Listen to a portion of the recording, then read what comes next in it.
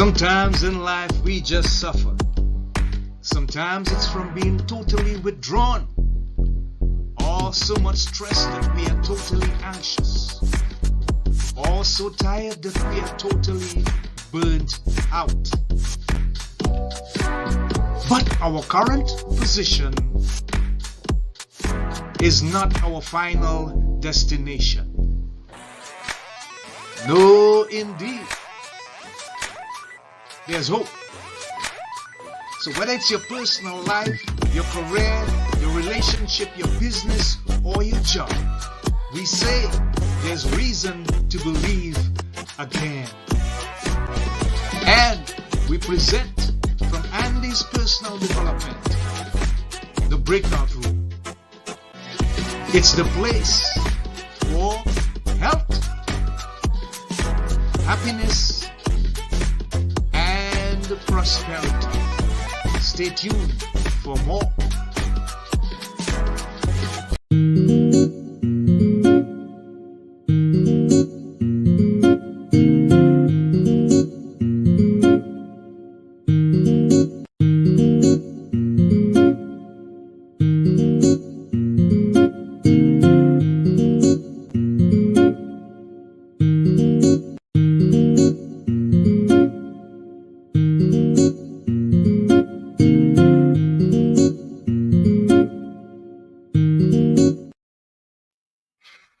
Hey, this is Andy of Andy's Personal Development, and we are currently live in the breakout room. It is an amazing time, and we are looking forward for a wonderful episode with our guests.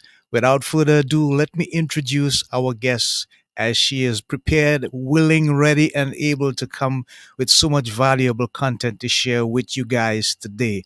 Her name is Doris Jackson-Shazier, and she is an author, speaker, leadership, and people management consultant. She is a distinguished leadership coach, people management consultant, author, and accomplished leader with over 2 decades of dedicated experience in fostering organizational growth, transformation, and excellence. There is so much more, but the opportunity for that belongs to our guests. So, without further ado, let's welcome into the breakout room live Doris Jackson-Shazier. Welcome. Hey, thank you for such a wonderful introduction. Well, you deserve it. You deserve it. You deserve it. Welcome to the breakout room. So, Doris, I like to open my episodes by asking my guests, what is the most endearing thing about you that you would love people to remember about you in terms of your legacy? When the name is mentioned, your name is mentioned, what do you want to resonate with them the most? I love that. Um, I think what I want people to remember the most about me is my balance. Hmm. I'm a person that walks the talk, Yeah. and I believe in high accountability and high morale. I Yes. believe that you can have good standards, that you can set expectations and with people and hold them accountable to them, but you can also have a wonderful relationship with them. And I have a legacy and a track record of being able to do just that, both Hmm. in my home life and in my community and in the workspace. So people would call me firm and fair. Um, People will say I'm a professional troublemaker and overcomer. But I have this ability to balance these high standards along with being very relational. And that's how I want to be remembered. Yeah, sounds good. Sounds really good. Thank you for sharing, Doris. For the purpose of our listeners and our viewers, this episode is entitled Leadership Lessons from Home to the Workplace with Doris Jackson-Shazier, and we're going to get into that in a moment. So, when did you find your true passion and calling in life, Doris? When was that moment for you? Can you remember? Can you recall and share with us? Well, I don't know if it was a defining moment, but it was Uh more huh. like an evolution.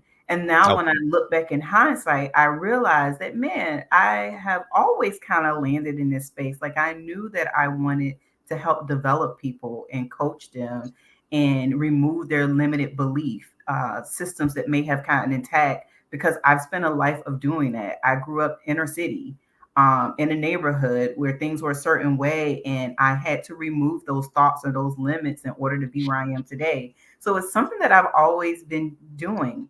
I would say that one of the most defining moments was during that COVID space, and a lot of people started Mm. to look at the world differently. Well, Yeah. I was hospitalized for 7 days and on oxygen Wow. treatment for 3 months, Mm. rebuilding with a very bad COVID experience. And I had been a busybody my whole life. And in that quietness of my recovery, I really started to question whether I was living in my purpose. Like, am I doing the Mm. things that God wants me to do with my life?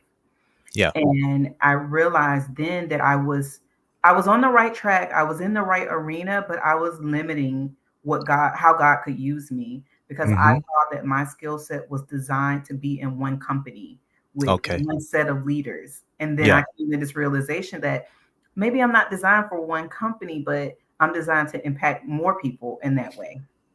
And so that was a turning point for me. Wow. Wonderful. Thank you for sharing. With regards to leadership lessons, Mhm. you sound as though you have a combination of both the leadership and the home Mhm. in terms of how you manage yourself. And that sounds good. That's commendable. But what is the comparison that exists between the leadership in the office or the company or at work and leadership with home? Is there any plurality between the two? I think that it's much more aligned than people believe. And again, with COVID and the Ah, whole world collectively going through something together, I think it opened up the yeah. opportunity for us to view it differently. Okay. Previously, you left a part of yourself home in order to go into the workspace. You had to be this person, sit up Yeah. straight. You almost had to put on a uniform. And then Right. we are evolving into a place that, how does this business serve you as a whole person? Let's not, authenticity is key. Let's not leave Yeah. parts of ourselves places in order to show up in the business world. So I believe Mm, that you can use the same set of principles in the workplace and at home and find success in both. And it's not just a belief, it's something that I've done. And once I started applying the same principles in both places, I was able to experience success in both. wow. Yeah, I like that because it creates a very holistic balance with regards to you being the individual, and you don't have to put on faces. You just have to be your genuine self and show up like that all the time. That's consistent. Yes. I love that. I I love spent that. years doing it, and it leads to Uh-huh. mental and emotional exhaustion. And then I find Yeah. that a lot of women in leadership were doing the same thing. So I'm on a mission to encourage those women in leadership that the God-given instincts that you've been given to nurture, to problem solve, to collaborate, to lead and manage and organize, they work in both Hmm. places. You don't have to turn one off in order to be successful in the other. Right. Exactly. Wonderful. Thank you for sharing. I'm going to share a picture here with you now, Okay. and I want you to really tell us how much this means to you. And I feel like it means a whole lot. You seen that, right?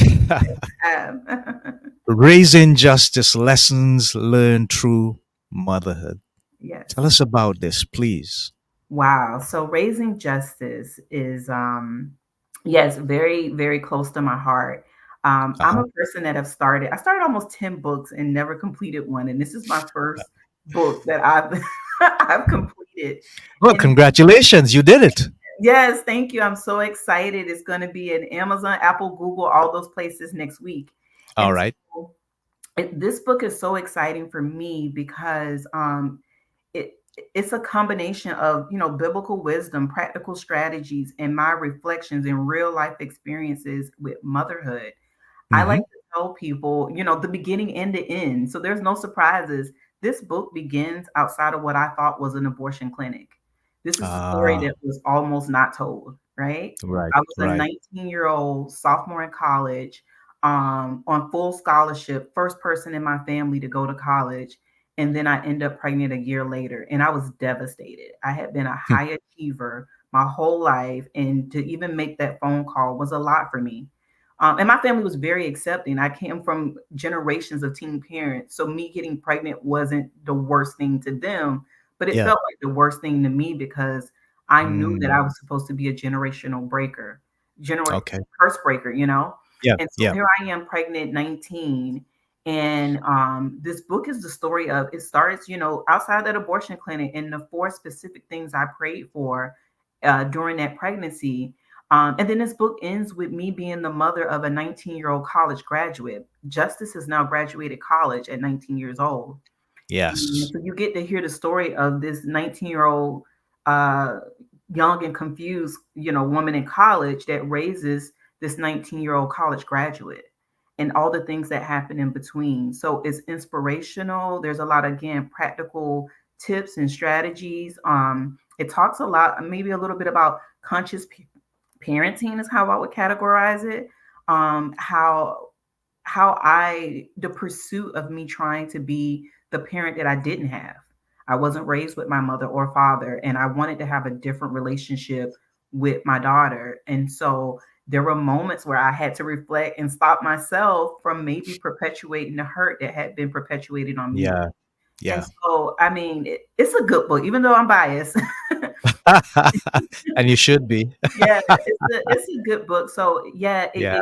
makes me happy to look at it and see it come into fruition and the thoughts of it changing or inspiring maybe that young mother who is questioning their current circumstances. Because I did the same thing, but man, don't get caught up in what you see. Have the faith and allow God to work, and God has built a beautiful life for me. Wonderful. Doris, I really want to applaud you and thank you for being that vulnerable and keeping it real. A lot of people can't do that because they can't face their reality. They can't deal with their reality. And I Mhm. think what you're showing is resilience and inner strength and a sense of fully embracing what your life has basically given to you and taking the opportunity to put it into a publication and put it out there not only shows that you're willing to face that reality, but you're willing to share Yeah. that reality, and hopefully the message is going to make a difference to somebody. So, congratulations and thank you for doing that. Thank you. Now, mother daughter relationships are incredibly complex and diverse. Yeah. So, how do you address that in your book in such a way that people think, hey, you know what? Yes, we can do it. It's manageable. It might be challenging, but we can do it. Yeah. So one of the things that I guess is a reoccurring theme in the book, and I think this is why mother and daughter relationships sometimes are complex, is that our daughters have a way of being a reflection of us. So sometimes we look at our daughters and we could see the good parts of ourselves, but Uh we can huh. also see the things that we don't like as much about ourselves in them. And Right. it creates this conflict with us because we're looking at ourselves, and some of us have the awareness to realize we're looking at ourselves, and then others don't realize that you're looking at yourself. Yeah. You Yeah. don't like is actually who you embody. And so I think that's what makes mother-daughter relationships complicated in the first place. So in my book, you get to hear me almost openly think about, wow, she is demonstrating something that if I go back 5 years ago, I kind of did the same thing. So you see a lot of self-reflection, you see a lot of ownership, and then you see a lot of suspended judgment, is what I would like to call it.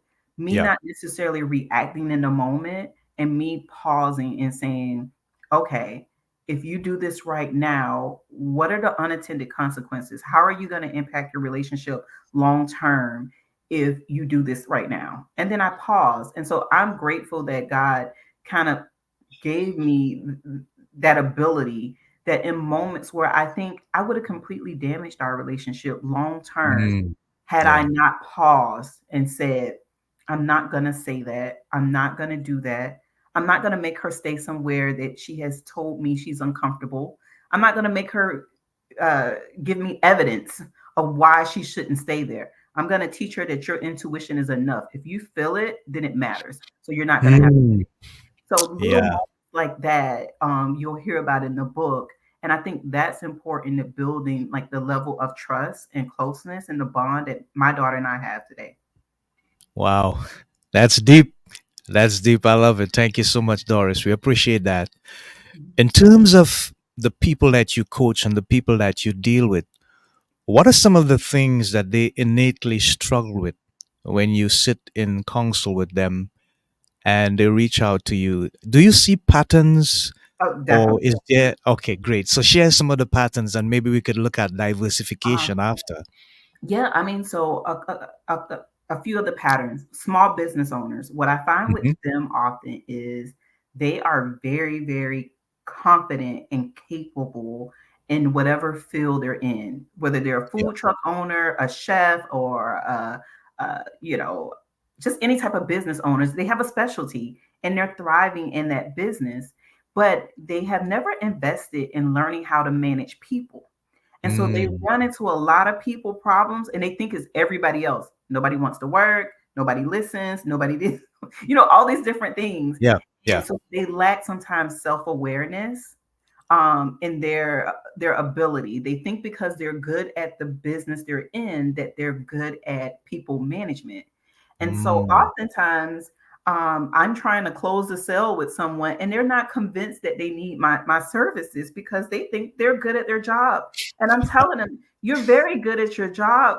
You're not good at people management. yeah. That Yeah. that's the subset. So I find it a lot with business owners, especially if they're really successful, small business Yeah. owners. They don't have a correlation to their awareness to how their leadership skills or their lack of is impacting their overall business. So you really have to Wow. convince them that they need help in people management. I'm like, just because you own a business doesn't mean you're automatically qualified or you automatically understand how to lead people. It's Yeah. different. Yeah. It is. It is.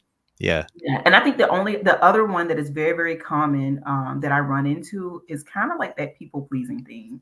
Like people Mm, who have not gotten to that level of confidence and courageousness that they can be their authentic self, that they're struggling a lot with trying to appease or appeal to others rather than being content and happy with who they are and understanding that who they are is its own secret sauce. And like if you stop being you, then who's gonna be you in the room? And so they don't understand their uniqueness and how to benefit from it. They fall into people pleasing and a simulation and just trying to be something else in order to get where they want to be. So those right. are the two most common things: the people pleasing and then Yeah. the lack of self-awareness to their leadership ability. Wow. Wonderful. Now, communication, Doris, is a vital part of any relationship. Yes. And I commend you for the communication style that you have adopted with your daughter. And obviously, you have made progress and it's working for you. But what advice would you give to mothers and daughters? Because it takes two to communicate. If they're struggling to have that open communication in their relationship, for whatever reasons, for whatever influence there may be around, what kind of advice would you give them from a coaching perspective and from a motherly perspective as well? They have to find their way to transparency. Yeah. Oftentimes, especially as moms, we struggle with being transparent and we don't realize sometimes it's rooted in shame and things that we Mm, have healed from. So we don't want anyone to know. And yeah. sometimes by keeping those things secret or not being as open as we need to be, we create distrust unknowingly. And then we inhumanize ourselves in terms of now we appear that we're unrelatable, that we don't get it, that we don't understand. My daughter was about 6 or 7 years old, and I talk about this in the book. The first time she's asked me, "Mom, why are you lying to me?" Like she just straight up asked. I'm happy that Oh I my created an goodness. environment that she felt comfortable enough to just say it. But I mean, she called me out on the carpet. She's like, "Why are you Okay. lying to me?" Yeah, yeah, yeah. And I had told her that kids couldn't have babies, right? Kids can't Mm-hmm. have babies, and you can't have a baby without being married. And it worked for a little while. She didn't think about it. Well, then Yeah. my sister gets pregnant, and she's like, and she was 16. She was like, "Mommy, Mm. is Auntie Nobi a kid?" I'm like, "Yeah," but she's having a baby. And I'm like, "Yeah," and she's like, "But I thought you said kids can't have babies." Uh-huh. And I'm like, Okay. And mom, are you married? No. I thought you said you could. Why are you lying to me? That's exactly the way she did. And so Yeah. she again, she held a mirror to me. And then I made a commitment to her then that, how about this? I'm not going to tell you any more lies. I'm going to try my hardest to always find an age appropriate way to tell you the truth. Okay. And we Okay. started from there. Again, it built trust. Right now, she's 20 years old, but she would call me up and ask for my advice because she knows, number one, I have her best interest at heart. And also, I'm going to tell her the truth. Yeah. And so I think we have to work our way, no matter how uncomfortable it is, to the truth, into having transparent relationships. And it builds relatability. My daughter is well aware of my mistakes. I didn't hide the fact of what I've been through and some of the things that I've done or some of the experiences I've had, because she's been able to learn through me rather than Hmm. having to make some of the same mistakes. Yes. Yeah. Yeah. It's like I've been told by some of my mentors.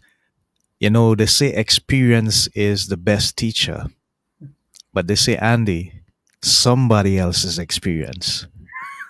Let them pay the price, and you learn from that, so you don't have to go back and repeat the process and pay the price yourself. So I get it. Makes a lot of sense. So Yeah. I'm just going to share this video with you, Okay. and you can do some commentary on it I as love we go. that this book introduces a style of parenting that hasn't been yet acknowledged, which is conscious parenting.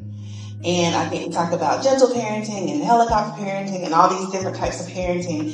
But this book, I believe, is going to encourage us to be conscientious about how we parent our kids. Those of us who are in the fight with younger kids, those who have raised their kids, to be conscious of the things that wasn't said that needs to be said. Wow. Ah, That's there my you friend go. Cherie, and so that was at my book launch, Right. and yeah, Wonderful. So yeah, tell us, did you have the opportunity to do any book talks, live interaction with people, and they actually just don't read, but they hear from you yeah. the basic topics of the story and the message and feel your experience? Yeah, so the clip that you shown was from my live book launch event, and I Right. hosted it, and I read the first chapter of the book. Mm-hmm. And so I talked with them and interacted with the audience, and there were tears. One of the things I was really impressed with is how this story connects with men. It really Yes. does. If you're looking for a Yes. way to understand the women in your life or the daughters in your life, or just really get our perspective, Mm-hmm. it was an overwhelming response for some of the men who were there. And Yeah. so, yeah, having that event, and I love people. Some people say I hate it. I love people. I love interactions. It's one of the things that I learned more about myself after I left corporate America is I miss the people and the interactions the most. So that live event was just a blessing. And the clip you played was my friend Cherie, and she's right. Again, that conscientious parenting, you get to hear just a lot about my aha moments and my awareness. I will tell anyone this book isn't about perfection. If you're looking for a parenting manual and that's rooted in perfection, then this is not it. This book is about literally resilience and imperfection and how I've made lemonade out of lemons. I hear you. I hear you. Yeah, you keep running into the things that I keep thinking about, because it's like, okay, I have this theory. You just spoke about lemonade and lemon. And I once wrote this on a post, and I said to people, sometimes we give people the lemon, but we don't tell them how many things they can do with the lemon. Yeah, You can make lemonade, you can sell the lemonade. But I say, I need to take it a step further. Let's see how deep and far we can go with this. How about we teach them to take the lemon seed, plant the lemon seed, grow trees, sell lemons themselves, or make lemonades and produce? yeah, And I'm thinking that the reason why that came to me is because we sometimes limit ourselves, Doris, into thinking that we can only reach this far, not beyond. And I think that life in itself has so much opportunities for us to discover novel things. We didn't see COVID coming. Mhm. We were forced to make the adjustments. We had to deal with it. And that word, one word stood out to me in that clip, conscientiousness. And I think that most of the times, if we just allow ourselves to be present in the moment that we are in life, it will be so much more valuable because we not only will see what is happening, but we will also have a vision of what needs to be happening as well. So I really thought that I should throw that piece in there. Thank you so much for sharing. Thank you. Are you currently doing any mentorship programs for young people, adults, young mothers, and so on in your area or out of your area? Any mentoring program in the making? Yes, I have a mentoring program. It's called Be a Tree.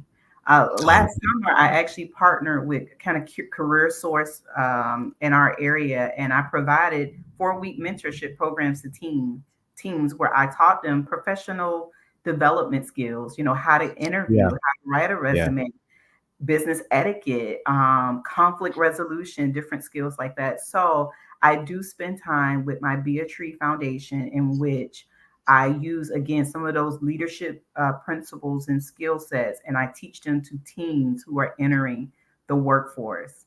In my career, the youngest person I've managed was 16, and the oldest was 83. yeah, And yeah, I have found that so many people come into the workforce without that professional development skills. So I designed Be a Tree really to provide shade for others and help them to enter the workforce more prepared for the professional environment. yeah. That's wonderful. I commend you for doing that. Thank you. Yeah, we need to somehow find a way to give back or give forward. Yes. So, Love that. Doris, in terms of your current life, when you look back, sometimes you reflect on the past and you think about some of the things that you did that you were not so happy about. Sometimes we can have regrets, but sometimes again, depending on the lens that we see life in, we could always realize, wait a minute, if I didn't go left, then I would not have known how to go right. Yes. Whatever the case might be.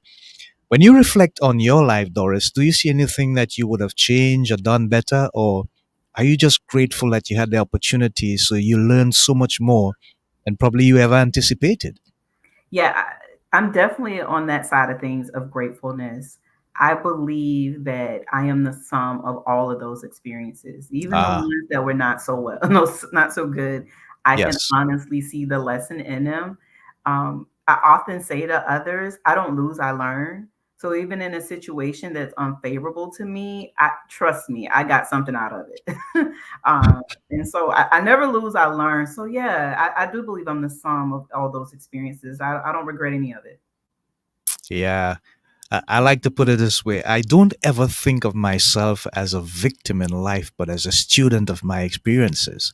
Yeah. And I try telling people that as much as I possibly can because I think we just need to change our perspective a little bit sometimes and we can see the good side of things and think that life is not happening to us, but something in it for us. In terms of the AI, wow, it's like a rat race for the AI technology that's happening out there. There's so much diversification. How much of it is incorporated in the work that you do? And what do you see as some of the challenges for leaders, particularly in incorporating the use of AI in what they do? Ooh, you said AI. So Yeah. I've been asked a similar question before, whether I thought AI was going to take away jobs. And I'm like, I don't think Mm. it is. I think it's going to take away how we work.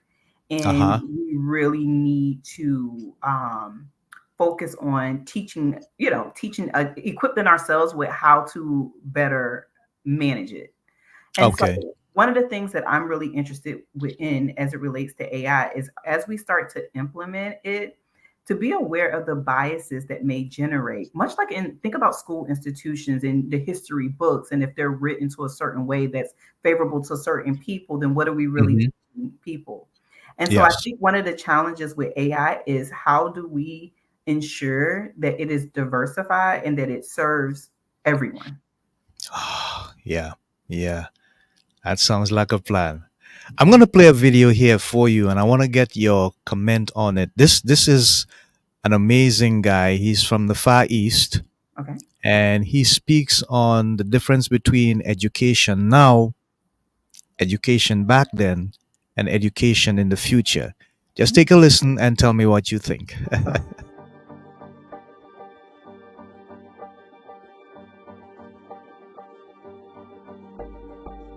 Education, it's a big challenge now. If we do not change the way we teach, 30 years later we'll be in trouble. Because the way we teach, the thing we teach our kids are the things the past 200 years is knowledge-based. And we cannot teach our kids to compete with machine who is smarter. We have to teach something unique. That is, machine can never catch up with us. Value, believing, independent thinking, teamwork, care for others. These are the soft part. The knowledge may not teach you that. That's why I think we should teach our kids sports, the music, painting, arts. But making sure humans should be different from everything we teach should be different from machine. If the machine can do better, you have to think about it.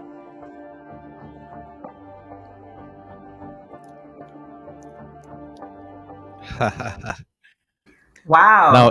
yeah, and he was speaking at the World Economic Forum. Wow. And what are your comments on that? Wow. Very enlightening. But I would have to say I'm pretty aligned with with some of his thoughts. I think Yes. that he's right. He's Hmm. right. When you think about the differentiators between AI and what we are capable of versus what it's capable of, it is Yeah. the soft skills. I think empathy is something I would add to the mix. But I Mm, love the fact that he yeah. said believing. I love Yes. that he said believing, but empathy and inclusiveness and things like that. Yeah, I think he's on to something. He's Okay. very much so on to something. What are your thoughts? Okay.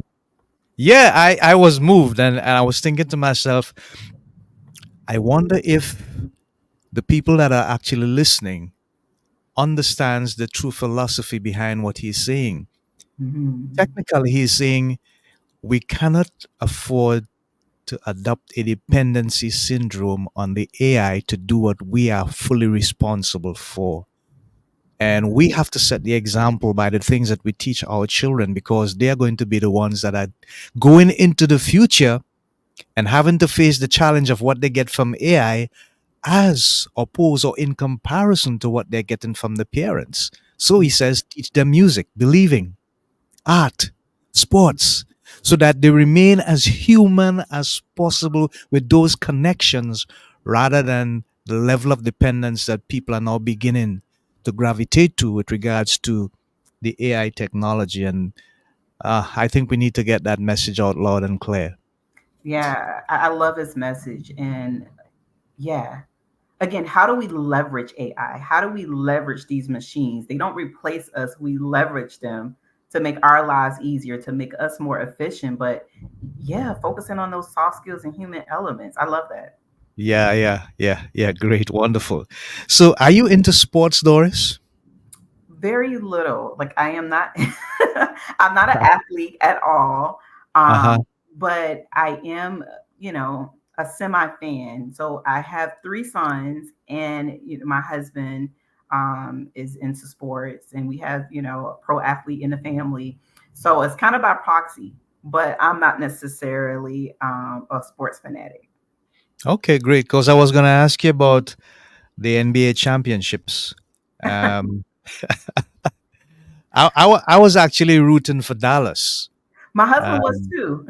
yeah, I just felt that they needed to win. I was looking at the story of the two leading players, Kyrie Irving, and I was thinking, boy, he has worked so hard on himself and he's changed his attitude and his commitment to the sport and his life, his personal life is getting together. And I think he deserves this championship. But it just goes to show that on the day, the team that desires it the most and really has the heart to just go to the next level, they are the ones that's going to win. And I think that is exactly what happened. So, congratulations to Boston. Yes. Doris, what would you say to the leaders of the world? We seem to be in a leadership crisis. And I say that because there's so many things that are happening in the world. When we look at the press and we look at the media, we're trying to see within the maze and the haze of all the negative reports, what positive can we take out of it? And sometimes I think leaders don't understand that they contribute to these things in a very large and real way. From a leadership perspective and a coaching perspective, what would you say to them with regards to how they manage people and resources and impact on these results? I think a lot of what we're seeing is people perhaps not putting on their oxygen mask before they try and put on others. I Wow. think we have a lot of leaders that have been cut and they're bleeding on other people. And Mm, your responsibility as a leader is to understand that just by your position, just because of where you are and the responsibilities that you've been given, that you have to have a heightened level of self awareness and self care. Because yeah. when you cut, you bleed on other people. You're responsible for the management of other people's careers. And I think sometimes we get caught up in the responsibility of the management piece, and then we forget how we're also responsible for taking care of ourselves so that we can be the best type of leaders. So we start putting on everybody's oxygen mask, and then we don't put on ours and don't realize the effect of that. And Yeah. so Yeah. I think it's sometimes it's a lack of self-care. Now there may be some selfishness happening in some cases, but I think what I'm seeing most of the time is leaders aren't taking care of themselves. They're not going on vacation, or they're not demonstrating or role modeling the importance of rest, and how they care for their families and how they love and enrich their marriages, and then they wonder why people that they work with are getting divorces or Mm. are not Ah, yeah. having. I had Wow. a partner in one of my previous roles, and we were talking, and about 4 or 5 of the people that worked for him were going through a divorce. Wow. And he was saying it casually, and I was sitting there in complete shock. I was like, "Do you realize you're the common denominator between 5 people going through divorce?" Like, it hadn't even landed in his spirit that he was a common Wow. denominator. He's just thinking it's Yeah. 5 people that he happens to know that Uh-huh. happen to be getting divorced. I'm like, it's Wow. 5 people that you lead that happen to be getting a divorce. I said, Yes. I would feel some kind of way. Like I would take that a little personal, because what Mm. type of people are they when they go home? Yeah. And Yeah. what influence do I have on who they become when they go home? If 5 people that work for me are collectively getting a divorce at the same time, it would be raising alarms for me. So I think that's what happens.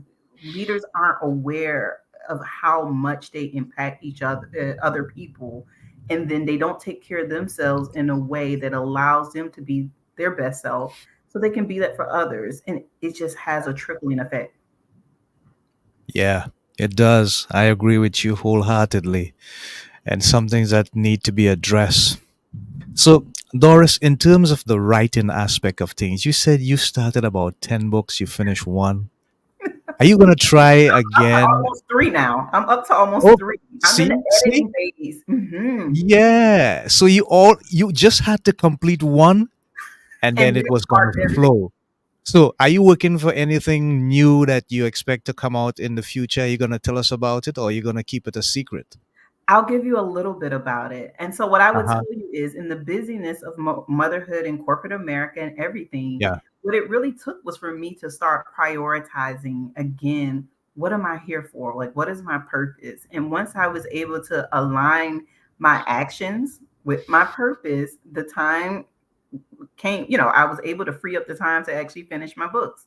So I'm also in the editing phase of my next book, which is called From Pieces to Peace. And it's my healing journey out of corporate America. And I talk about working in toxic work environments. I talk about my journey of dealing with tokenism and code switching and assimilation and just all of my different experiences that kind of drove me into full time entrepreneurship. And so it's an interesting book. I think it's an exciting book, but I think it's about wellness, and I think it's about what I just spoke about, how the lack of self care put me in a place to where I just wasn't my best sometimes, Yeah. or the lack of self care of the people I worked with, they Uh-huh. bled on me and affected my life. And so just the different things that happen. So that's the next thing for me. It'll be Pieces to Piece. It'll be out sometimes next year. And then shortly after, which is one that I'm really, really proud of, is High Accountability, High Morale in Business and in Wow. Life. Yeah, I currently have a blog that I'm doing about that. But Okay. that's going to come too. And that's going to be really good. And you're going to get really good practical strategies on how to align your work life and your home life. Yeah. Wonderful. Looks like something to anticipate, to look forward to. Yes. Sounds good. Thank you for sharing, Doris. In terms of raising justice, have you been approached by anyone, or has the thought across your mind that maybe we could create a higher level of impact and engagement if we do a mini series or maybe a movie? Just thinking outside the box a little bit. I don't know. I have a few people have told me this is definitely a movie. Ah, there So you I'm go. waiting on the big phone call. But no, a few people have said, "Man, this is a movie," and Yeah. I do believe it is, and I do believe it's a story that's so rich Right. that it would captivate people, and so I'm excited about the possibilities. But also, it's a workshop. It's Hmm. interaction. Coming soon, Justice and I will be hosting a mother daughter series, a podcast series, Ah, in which yes. we're inviting other mothers and daughters and men who are interested in Yeah. seeing that conversation where we're going to talk about some of those mother daughter things. So, really bringing raising justice to life. And you really, again, hear our journey in the book, but get to interact with us now and kind of observe our current relationship and that close Hmm. bond. So, yeah, there's Yeah. more things to come for raising justice. Okay, sounds good. Sounds good. Yeah, we have an audience, but people don't seem to want to make comments and ask questions, just jumping in and out. So I suppose they're probably excited about the stuff that you're sharing. We just have about a minute and a half to go, and I want to put something up on the screen, Okay. but I want you to tell folks how they can make contact with you if they need your services and where they can get the book, Raising Justice. All right, awesome. So Raising Justice will be available this time next week, next Friday on Amazon, Apple, Google, and Barnes and Nobles online.